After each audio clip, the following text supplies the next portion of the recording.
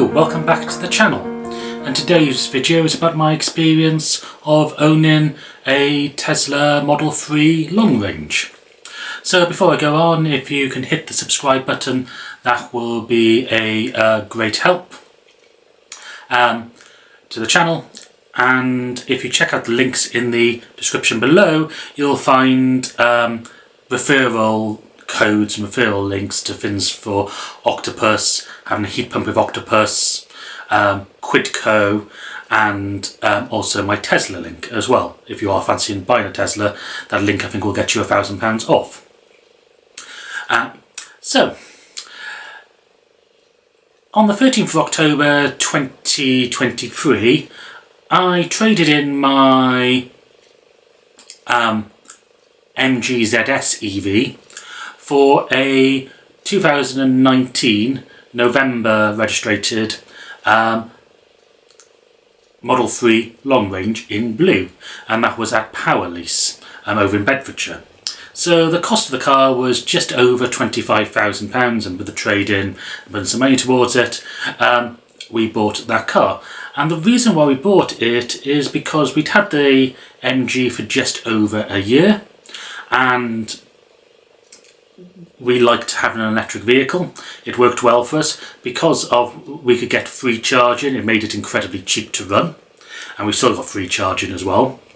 But the problem was it was only had 160 miles of range on a good day, and quite often we were travelling to go dance teaching, so we needed to stop to charge quite often. And with the price of public chargers going up and up, it was not only taking us more time to do anything, but it was actually costing us a lot more as well. And by the time you factored in going into services to get hot chocolates and things, it became really quite expensive. Also, the ZS, even though it's an SUV, is a small SUV, didn't really have enough space in the back for all our stuff for running dance events. So we were looking to upgrade, and the Tesla Model 3 seemed the perfect option because it had a bigger boot. The supercharging network is the best in the UK, and it was a lot cheaper, and also that extra range to the car, does about 300 miles per charge compared to 160, meant that we had to charge less and stop less often. It was also a more aerodynamic car, which means we could actually travel places quicker, because before we were having to slipstream lorries to try and get the efficiency as good as we could, so we could actually get to the places without charging. With the Tesla, we can stick it at 70 miles an hour in our cruise control on the motorway, and we are still getting the same, if not better, efficiency than the MG. So in this video, I'm just going to talk about the things I like, about the things I don't like, and how much it's cost me over the last 13 months, and just some of my general observations. So, things that I like: supercharging network, really easy, just plug it in, charges, no reliability problems, which we used to have with things like GridServe or InstaVolt or any of these. You didn't have to have special apps, we just do it from your car, the car app. You didn't have to pay subscriptions, so that's been really, really good. The comfort of the car is okay, like the seats probably could be a little bit more comfortable, but other than that, the car is fine for comfort. The space inside the car is absolutely great. The boot is huge. There's loads of additional storage in the front and under the back of the boot as well, so that's good. The technology in it is really good. The screen, and just once you get used to finding where everything is on it, is good. The common problems I have is everybody who says it has a Tesla is the window wipers and the auto switch on. They're just controlled by a daemon, so they just randomly turn on or not turn on when you need them. There's that. The build quality isn't the best, I think. It's a bit weird, like everything holds together well, except when you like sort of close the door and you listen to the sounds made, it just doesn't sound like a premium product, especially considering originally it was a £50,000 car. But it's livable with all of that. So those are the main things that I didn't like about it. So the costs. So many people will tell you that running an EV is incredibly cheap because of the low electricity prices compared to petrol or diesel, which is true. But they also get people who talk about the low servicing costs. So with the Tesla, there's no service schedule. You keep the warranty no matter if you service it or not. So that does keep the price down. However, I have had some issues which meant that the cars had to go in and had money spent on it. So first of all, the MOT is the same cost as an MOT normally. So the first issues we had was when we first bought the car. So the car was still in warranty then, so we had these fixed on the warranty, so it didn't cost us anyone. First of all, one of the passenger seat adjustment switch had snapped off, so that was replaced under warranty. The second problem was that the back right hand light had water in it, which is a common problem again with Teslas because they don't use sealed units. So that was replaced. Apparently it's okay to have condensation in it, but when there's water droplets pooling, which was the case on ours, that's when they need to be replaced. So we had that replaced. And the other issue we had was the driver's seat belt was actually cutting into the plastic on that was holding it and creating a groove, and then for fraying the seat belt. So they replaced the seat belt and put a new bit of whatever the holder is in there, and it looks like a new version of it which won't have that cut-in issue. So those were all replaced for free.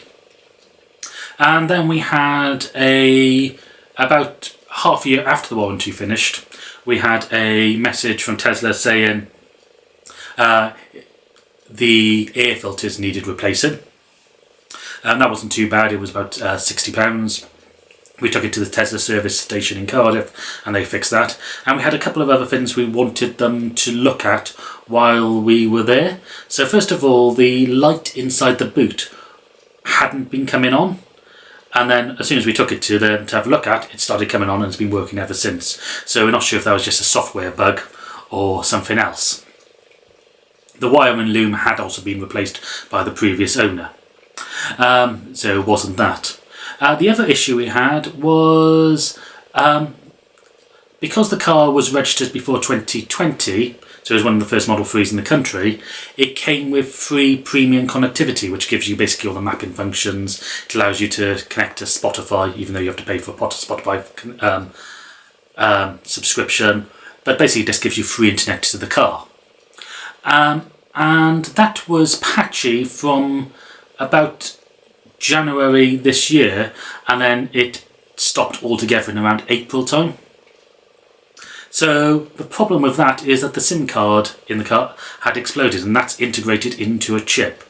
So we did have to pay for the replacement part for that, which was about £500. So that was quite pricey, but at least it gives us opportunities now to check on the car when it's out of our Wi-Fi range, and also gets all the mapping and all the functionality back. Before we were in the few months when it was patchy, we were just hotspotting it to phones, but that wasn't ideal. So that cost us quite a bit of money. In terms of insurance, the insurance compared to the MG was about £200 more.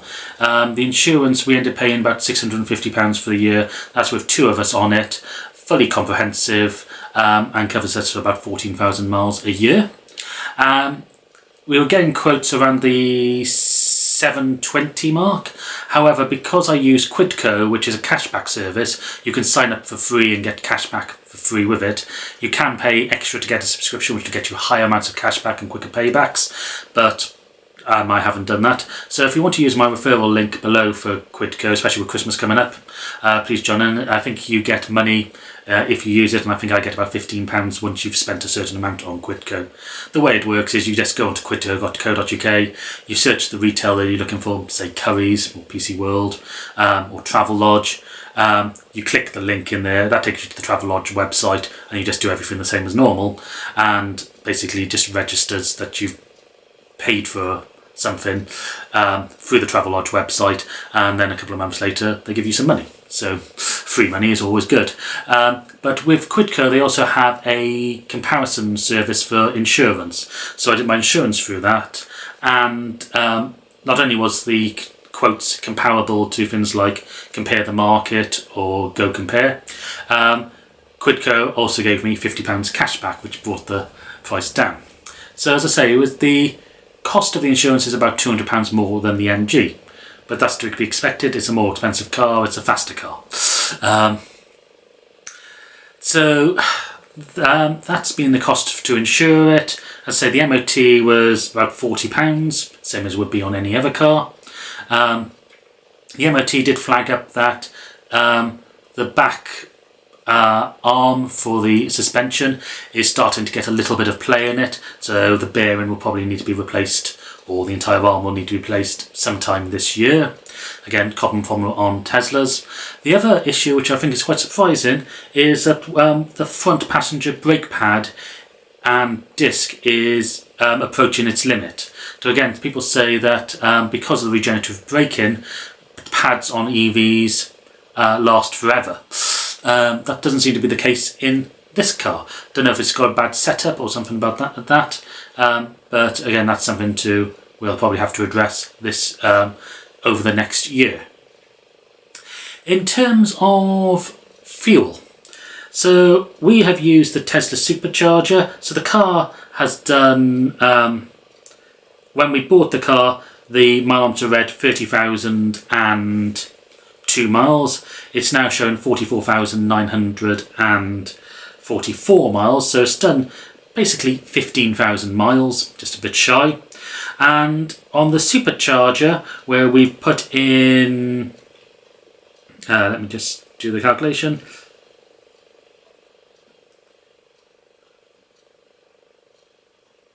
Okay, it's not letting me see last year's amount of charge, but we put in over the past, since we've started owning the car, so over the past 13 months, about £360 of supercharging. So if we were to, and we've always done that at around the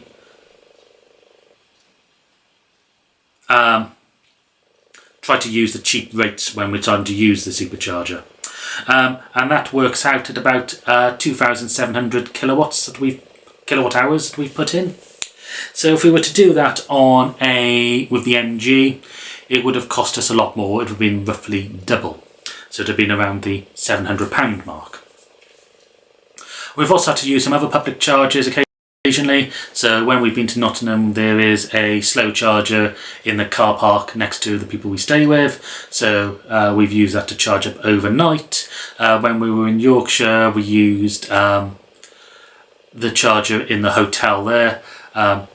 These were roughly about 50p per kilowatt hour, and we've also used a couple of pod points around the place as well. So the total cost for using those chargers has also come to a few £100. So in total we've spent about £550 for our 14,950 miles. So if we divide the cost that we've paid, which I think is about 550, divided that by the 14,950, it meant that we've paid on average about about 4 pence per mile since owning the car, and the car has been doing about 4 miles per kilowatt hour. On the best days we've seen it do 5 miles per kilowatt hour, and that was actually a motorway run, even though most of the motorways were set at 50 miles an hour, so we were stuck behind lorries because of traffic. And the worst day has been about 3.2 miles per kilowatt hour. So we've been pretty good with the price of the fuel. If we were to be running our old Hyundai i40, which was a diesel, which did about 50 miles per gallon, which at the current rate of diesel would be about 15p a mile, then over that 14,950 miles, we'd have spent £2,242. So the electric car versus the diesel, it's about a fifth of the cost, which isn't too bad. So we've saved ourselves about £1,700 over the diesel, and over the MG, it's difficult to really factor in everything, but because of the higher insurance, but cheaper charging costs, we've probably saved ourselves a couple of £100 over the MG. But then we've had more servicing issues as well. But hopefully those have fixed the car for long term. Anyway, thank you for watching the video. If you can hit the subscribe button, please do. It really helps out the channel. And I'll see you in another video very soon.